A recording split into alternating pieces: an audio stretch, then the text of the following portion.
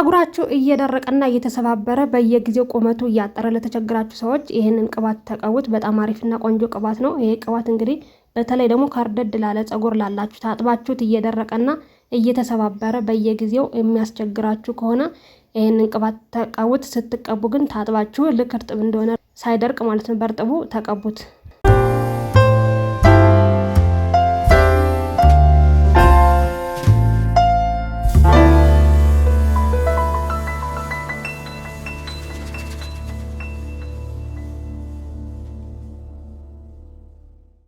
ሰላም እንዴት ናችሁ? ውድ ቤተሰቦቼ ሁላችሁም በያላችሁበት የዓለም ዳርቻ ሰላማችሁ ይብዛልኝ። አንዳንድ ሰዎች ምንም አይነት ፈሳሽ ቅባት ብቀባ ፈሳሽ ቅባት ለኔ አይስማማኝም፣ ያደርቅብኛል፣ ጸጉሬን ይበጣጥስብኛል ምትሉ አላችሁና ይሄ ደግሞ እውነት ሊሆን ይችላል። የሁላችሁም ጸጉር እንዳፈጣጠራችን ጸጉራችንም ይለያያል። ስለዚህ ለእናንተ ይሄንን አሪፍ መፍትሄ ይዤላችሁ መጥቻለሁ። ጸጉራችሁ በጣም ጠንከር ላለና እየደረቀ ለሚያስቸግራችሁ ይሄ እንግዲህ ያለሰልስላችኋል። በጣም አሪፍና ምርጥ ቅባት ነው። ጭቃ ቅባት እንግዲህ ለጫፍ ጫፉ በተለይ በጣም የሚያለሰልስና በጣም ቆንጆ ነው። እና እኔ እዚህ ጋር የተጠቀምኩት ምንድነው ሮዝመሪ ተፈጭቶ የተቀመጠ ነበረኝ። ሌላ ቅባት ሰራ ፈጭቼ ያስቀመጥኩት ነበር ግማሽ። ለዛ ነው ስፈጭ ምናምን ያላሳያችሁና ነበር እሱ በዛ ላሳያችሁ ብዬ ነው። ቅባቱ ደግሞ ተጠቅሜ ኦልሬዲ አልቋልና ትንሽ ናት። ለማሳየት ብዬ ነው እንጂ ትንሽ ናት። በርግጥ ብዙ ላስበቃት ለሁለት ጊዜ ለሶስት ጊዜ ነው እንጂ ብዙ ማስበቃምና ግን ኦልሬዲ አሰራሩን እንድታውቁትና እናንተ በምትፈልጉት መጠን መጥናችሁ መስራት ትችላላችሁ። እኔ ግን የተጠቀምኩትን ግብአት ምን ነው እንዴት ተደርጎ ነው የሚሰራ የሚለውን ለእናንተ ለማሳየት ያክል ነው ያሳነስኩት።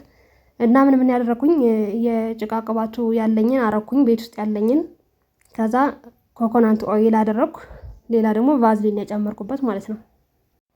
እና እንደዚህ አድርጋችሁ በሶስቱ ግብአት ብቻ መስራት ትችላላችሁ። ግን ደግሞ ይሄ ማለት ዝንጅብልም ሌላም ነገር መጨማመር ትችላላችሁ። ግን ደረቁን ቢሆን አሪፍ ነው። ደረቁን አድርቃችሁ ዝንጅብልን ወይ ፈቅፍቃችሁ ወይ ደግሞ በስሱ ብላችሁ ሰንጠቅ አድርጋችሁ ፀሐይ ላይ ካለችሁ በኋላ በደንብ ሲደርቅ ወይ ፈጭታችሁ ወይ ደግሞ ወቅጣችሁ ብታረጉት አብራችሁ አንድ ላይ ከዚህ ጋር በጣም ቆንጆ ነው። እና አንድ ማንኪያ የሚሆን ቅባት፣ አንድ ማንኪያ የሚሆን ቫዝሊን፣ ከዛ ደግሞ ሮዝመሪው፣ ኮኮናንት ኦይል ነው ያደረኩበት በሶስቱ ብቻ ማለት ነው። እንደዚህ ያደረጋችሁ መስራት ትችላላችሁ። ጸጉራችሁ በተለይ ለሚደርቅባችሁ ክርችፍ ለሚል ብጥስጥስ ያለ ለሚያስቸግራችሁና ጥንክር ለሚልባችሁ ለሚከረድድባችሁ ጸጉር ይሄ በጣም አሪፍ ነው። ቅባቱን ስትቀቡ ጸጉራችሁን ታጥባችሁ ንጹህ በሆነ ጸጉር ላይ ብትቀቡት ይመረጣል። እና ይሄንን ቅባት ሰርታችሁ ስትቀቡ የምታገኙት ጥቅም የጸጉር መሳሳት፣ መርገፍ እንዲሁም መሰንጠቅ፣ ድርቀትን ይከላከላል። እንደዚህ ክርችፍ ማለት መበጣጠስን ብዙ ነገር ይከላከልላቸዋል። በተለይ ደግሞ ይሄንን ቅባት ብትቀቡት የሚመረጠው ጠንካራ ጸጉርና ከርድድ ያለ ጸጉር ያላችሁ ሰዎች በጣም አሪፍ ነው ለእናንተ ስፔሻሊ ማለት ነው። አሰራሩ እንግዲህ የምታዩትን ይመስላል። ምንድን ያደረኩት ሶስቱን ግብአት አንድ ላይ ቀላቀልኩት። ቅባቱንም ቫዝሊኑን ኮኮናንት ኦይሉን ሮዝመሪውን አንድ ላይ ያረኩና እሳት ላይ አልጣድኩትም። ምንድነው በጣም እንዳይግልና እንዳይል እንዳያር ብዬ ውሃ ላይ ያደረኩት መጥበሻው ላይ ውሃ አድርጌ ከዛ ከላይ ላይ ያደረኩት እና እንደምታዩት እዚህ ጋር እየቀለጠ በሙቀቱ ብቻ ነው የሰራሁት እንጂ ምንም አይነት እሳት አልነካውም። እና እናንተም እንደዛ ብታረጉት አሪፍ ነው።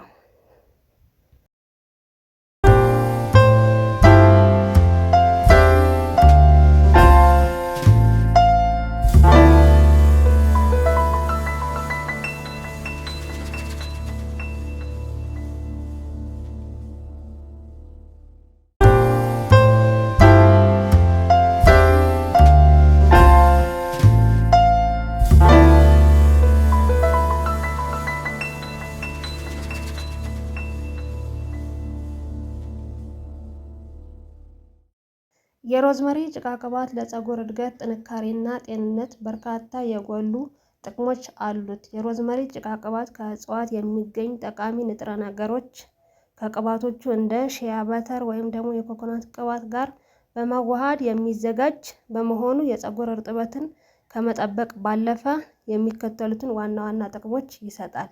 የጸጉር እድገትን ያፋጥናል። የራስ ቆዳ የደም ዝውውርን በመጨመር የጸጉር ስሮችን እንዲነቃቁና ጸጉር በፍጥነትና በብዛት እንዲያድግ ይረዳናል።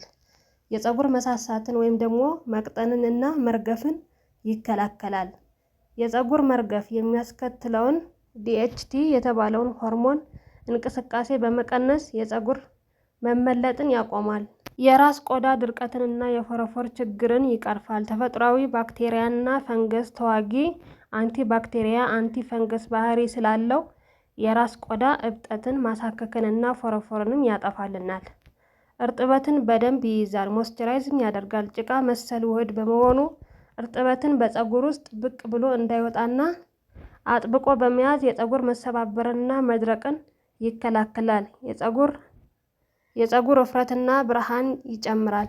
የፀጉር ዛላዎችን በማጠንከር ወፍራም፣ ሙሉና የሚያበራ ፀጉር እንዲኖረን ያደርጋል።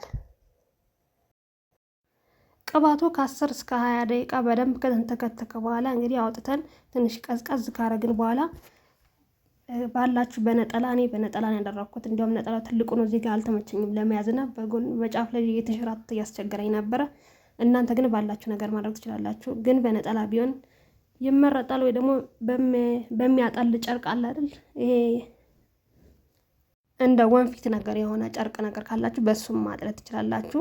በወንፊቱ ያላጠለልኩት ምንድነው እንትኑ አንዳንድ ሳሮች የሮዝመሪው ቅጠል ሳሩ ውስጥ ይገባልና ለዛ ያስቸግራል ለመቀባት ፀጉር ላይ ስክስክ ስለሚል። ነጠላው ግን ቅባቱን ብቻ ነው የሚያወርድልን። እና ቤተሰቦቼ እንደዚህ ያደርጋችሁ ስሩ። እኔ በየጊዜው አሪፍ አሪፍ ነገር ነው የምለቅላችሁ።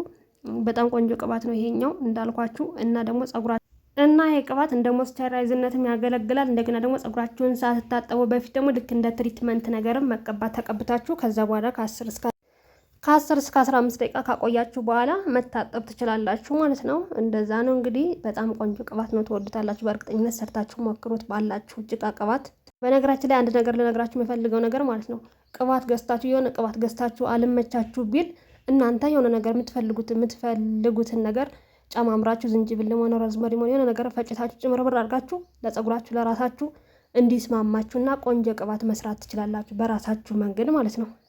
እና ሁላችሁም ቤታችሁ ውስጥ እየሰራችሁ ተጠቀሙ። ከዚህ በኋላ መቼም በውድ ቅባት መግዛት የለ። በውድም ቢገዛ በርካሽም ቢገዛ ያው ነው ዞሮ። ምክንያቱም እራሳችን በቤት ውስጥ እንደዚህ አድርገን መስራት ከቻለን ለምን ብዙ ብር እናወጣለን? በትንሽ ነገር ገዝተን እራሳችን ቤት ውስጥ መቀመም እንችላለን። እና ገንዘባችሁን አታባክኑ፣ ለሌላ ነገር ይሆናችኋል ብራችሁ። መቼም ገንዘብ ባከነ ማለት ጊዜ ባከነ ማለት፣ ጊዜ ባከነ ደግሞ እድሜያችን ባከነ ማለት ነው አይደለ? ስለዚህ ጊዜያችሁንም እድሜያችሁንም ገንዘባችሁንም ሁሉ ነገራችሁን መቆጠብ ትችላላችሁ። እንደዚህ አድርጋችሁ እየሰራችሁ በራሳችሁ በተፈጥሮ ነገር መዋብ ማጌጥ ትችላላችሁ ቤተሰቦቼ። እና በየጊዜው አስተማሪ የሆነ ቪዲዮ፣ ቆንጆ ቪዲዮዎች እናንተ የምትጠቀሙበትን ነገር እየሰራው ወደ እናንተ አካፍላችኋለሁ። እናንተ ደግሞ አበረታቱኝ። በእርግጥ መስራት ከጀመሩ ቅርብ ጊዜ ነው፣ ቢሆንም ግን እየገባችሁ አበረታቱኝ። ደግሞ የምለቀው ቆንጆ ነገር አሪፍ ነገር ለእናንተ የሚጠቅም ነገር እንጂ የሚጎዳ ነገር መቼም አልለቅም። እና ቤተሰቦች የዛሬው ቪዲዮ ይህንን ይመስላል። እስካሁን አብራችሁኝ ስለተከታተላችሁኝ ከልብ አመሰግናለሁ። በሌላ በአዲስ ቪዲዮ እስከምንገናኝ ድረስ መልካም ጊዜ፣ መልካም ቆይታ። ሁላችሁም በያላችሁበት ሰላም ሆኑልኝ። ቻው።